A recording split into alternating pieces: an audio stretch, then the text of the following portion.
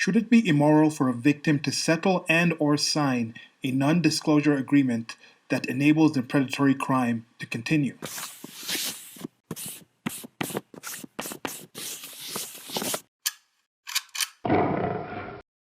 Before giving some examples of this question to kind of indicate what I meant, let me give some definitions on two key things here.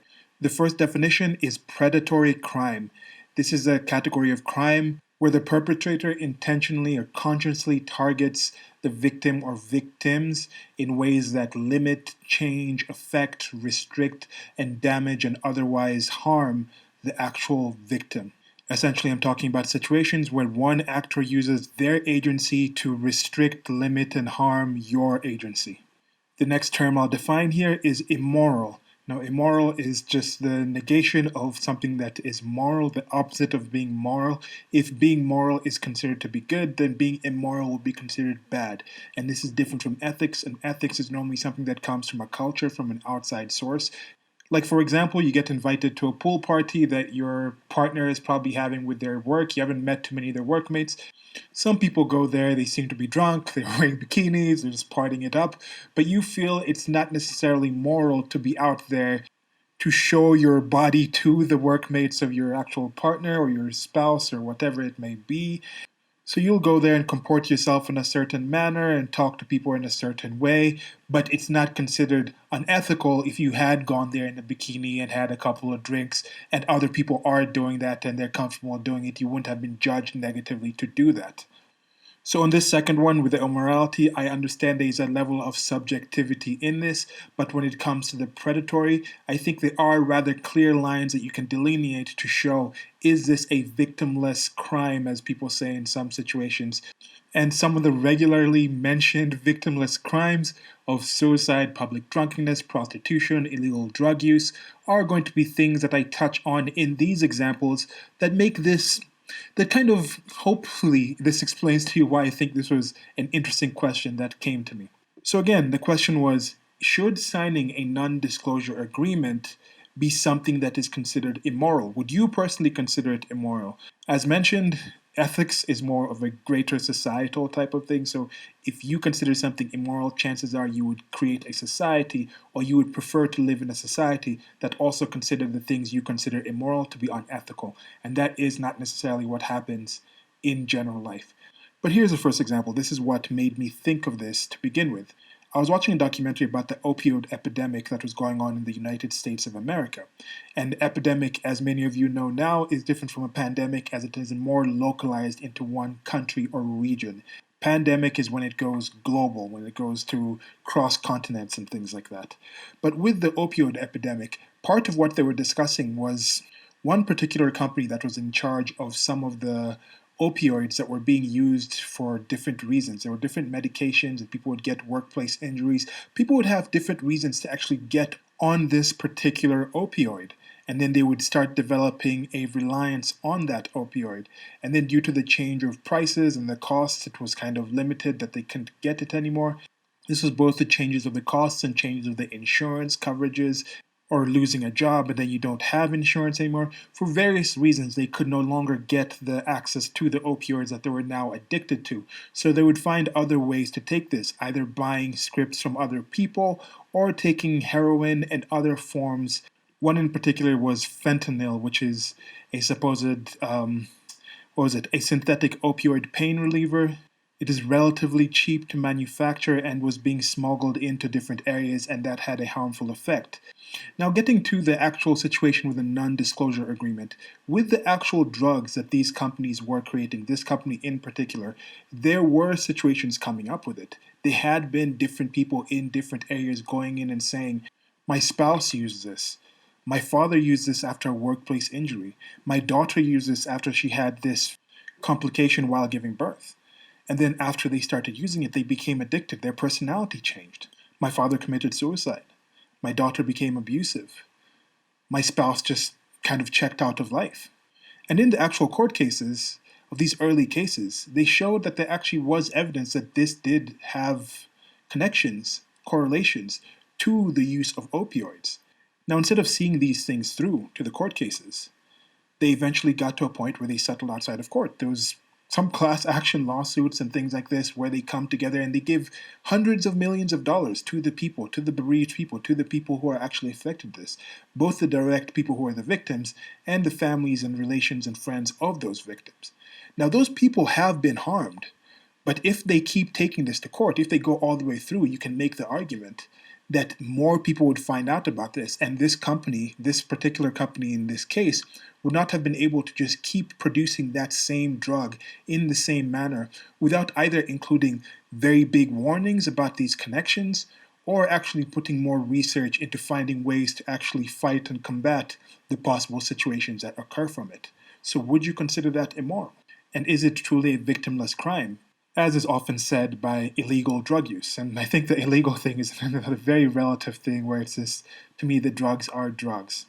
I would argue illegality, if anything, just drives it to be, I don't want to say less stable, there's just less quality control in it. There's less forms to actually assure and confirm that the thing isn't going to have certain additives and things that can just outright kill you, because who are you going to report it to? Oh, sorry, I bought this cocaine from this one person and then end up killing me. Oh, cocaine's illegal. You can get 20 years for that. Yeah, it's kind of tough. Now, here's another example that I thought of that some of you have seen. Now, even before the current year movement of the Me Too era and things like that, it's undoubtable that there have been certain people in positions of power that have leveraged their ability to advance people's careers in certain ways by exchanging that ability for the sexual favors or sexual access to those people who are coming up. Prostitution itself is legal in certain places. However, you also have the situations where there's certain entrapments where if it's illegal in a certain place, a police officer can dress as a prostitute and then go out and have you solicit them and then arrest the person who is soliciting the prostitute. Or you have situations where prostitution is illegal, but the prostitute themselves are not arrested, only the John or the person who's actually soliciting from the prostitute gets arrested. Now, I've touched on this topic several times in other videos, so I won't expand on it too much more here. But we do understand there are levels where there is somebody who will say, I will use my sexuality to benefit myself and get some monetary or some kind of financial or some kind of profit from it, from the other people that desire my sexuality.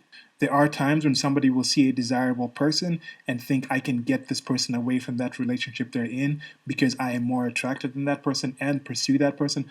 I'm not talking about these sort of transactional relationships that do occur. There might be questions about morality that are involved in this, but this is mostly on an individual basis. This is between the agreement of the people in separate relationships and what they feel comfortable doing with their body. I'm talking about the actual particular cases where there actually has been a proven assault. Whether it's the situations where you can say that one of the parties or parties involved could not consent when you're talking about the different age gap that's involved in there, or the more outright attacks where there's bribery and other things used or complete direct threats of violence that are involved in this. There are some cases where you will find that somebody has signed a non-disclosure agreement. We have seen this with certain public personalities or certain big companies where they say there's going to be a non-disclosure agreement about whatever happened while you were at this workplace, or if you join this certain place, there's an NDA, you can't really discuss what happens behind closed doors. And in some of these cases, the victims, having signed these non-disclosure agreements or settling during or before an actual court case, are actually given certain sums of money.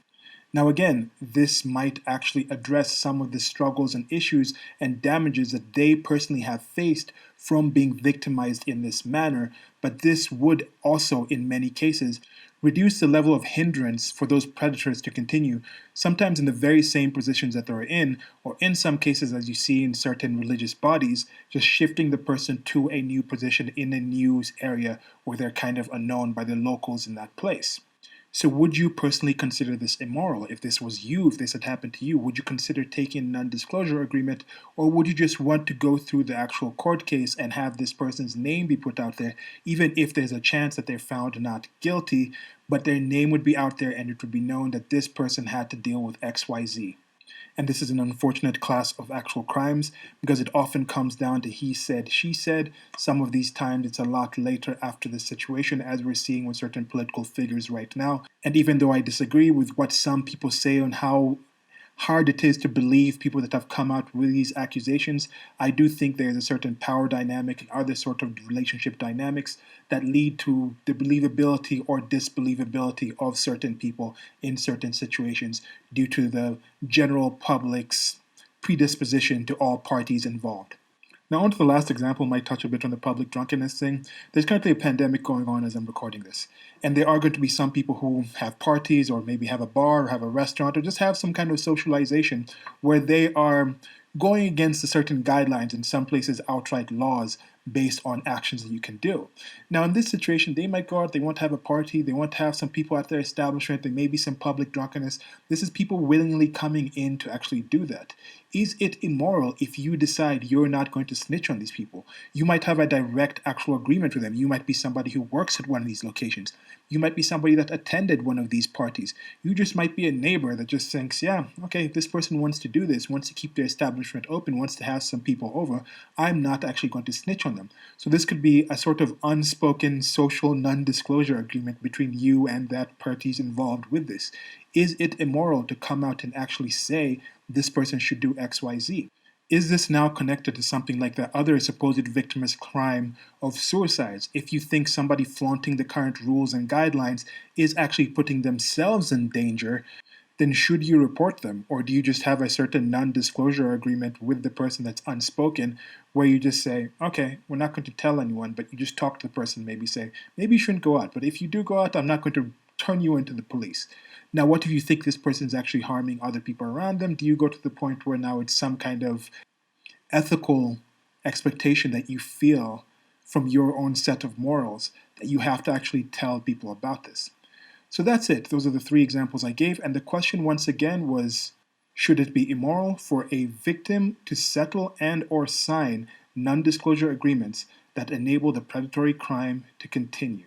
This is part of my Shorties series where I expand on little thoughts that I have in video form to hopefully engage you in conversation and interaction, and that is much appreciated that you took your time to come listen to this. It'd be doubly appreciated if you let me know what you think in the comments section. I think one thing I'll also discuss here is the enable part here. This is the difficult part here. How are you actually enabling somebody directly? I think on that last example with the going out and those kind of suicidal situations, it's kind of tougher to think of where you'd actually be enabling the person to harm people directly in that sense. But when it's somebody who's a predator, of sexual predator in that sense, they normally do it more often. If you know there's somebody who's selling a product that is harmful, that has harmed you or other people, then you kind of know that the chances are they'll keep selling that product, so you can say that is a predatory action.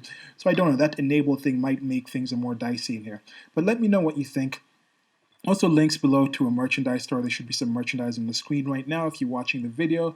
Also, one-time donations in PayPal if you feel like helping me out and you can. That'd be much appreciated. But already, just appreciate you taking your time. And as I said, let me know what you think in the comments section. Till next one, goodbye.